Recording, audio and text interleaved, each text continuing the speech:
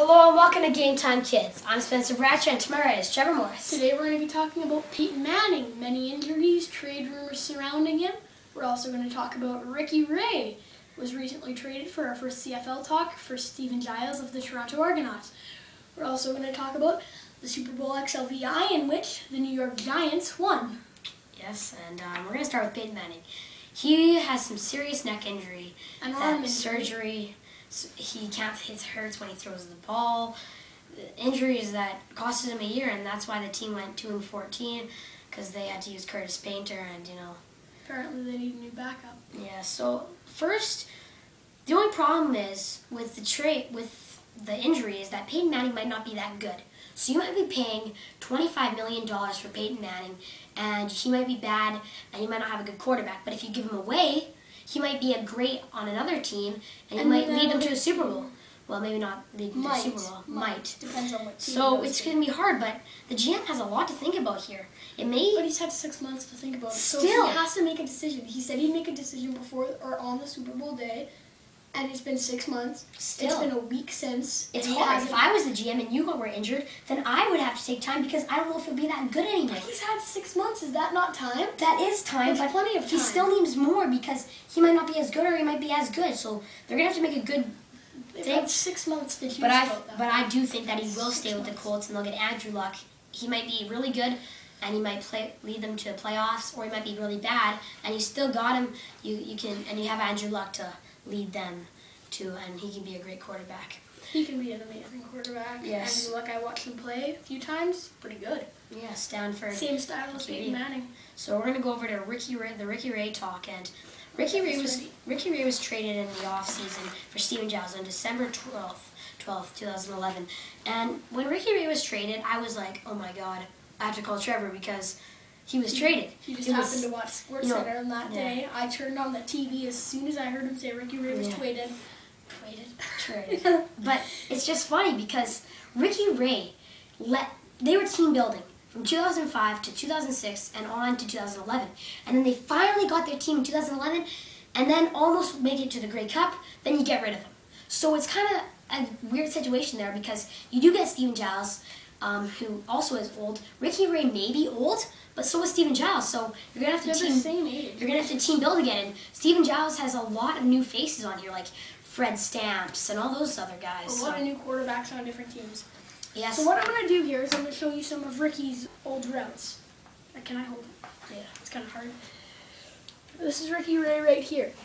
He'll have a play where he'll roll out here, stop, and throw it to a slot back, making this crossroad. He'll lob it out there over everyone's head. He'll jump. The receiver will jump up, catch it, and turn upfield for either a touchdown or a big gain. Ricky Ray is a very accurate passer, however, he can also run. But also with that is that you only have 2-3 downs, and 2 of those downs mostly throwing. You don't run a lot in the CFL. You don't get many chances to run in the CFL. So another play they'll run, well, it's not necessarily run, but they'll have Ricky Ray move up in the pocket. That's a lot in the CFL. You always a lot of moving up to have a chance to run too. Yep, that's why they have to do that. And they'll have wide receivers running some deeper patterns, slot backs running these. And if no one's open, if they have zone coverage here and here, they have 2 deep zones and they don't have patterns crossing out of those zones, Ricky's going to take off. Everyone's going to be looking that way, and he's just going to run right back.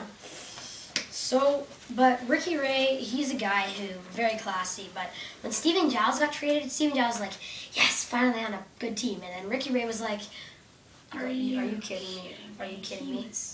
Are you kidding me? Like. So what Stephen Giles does, on the other hand, is Stephen Giles has wide receivers that get open on routes such as these.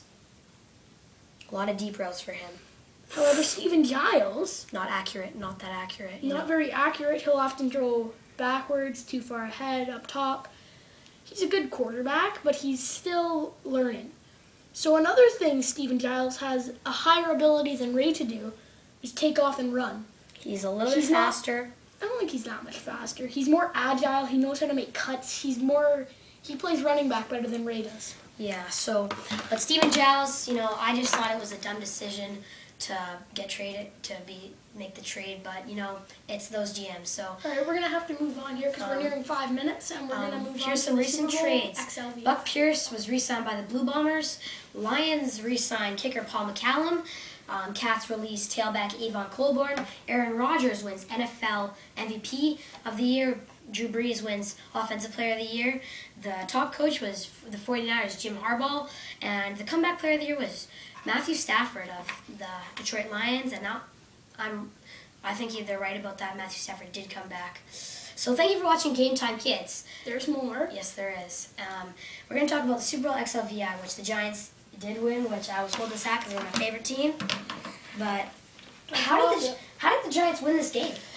What the Giants did better than I thought they would do was throw short passes. What I said before, hold it this way, was that what Eli does is he throws these. They did, don't get me wrong, they did. They threw that a lot. They also mixed in some running plays, but what they did so much better than I've ever seen them do before is these routes. 15 yards. Those 10, 15-yard plays. Eli got him in there. Eli Manning, good job. But for the Patriots, what they did is they did a lot of tight end movements. So they got Aaron Hernandez. So when Tom Brady's in shotgun motion, there's the O-line. They got Aaron Hernandez right there. That's Aaron Hernandez. And they had their wide receivers. They had 2 wide receivers, 1 tight end. They got these wide receivers to do about 30-yarder cuts and then another short. But when Aaron Hernandez was 10 yards, he went 10 yards, He went 10 yards, he got open because he's a big guy. And when they were in zone coverage, Tom Brady zips him in there and gets it to him.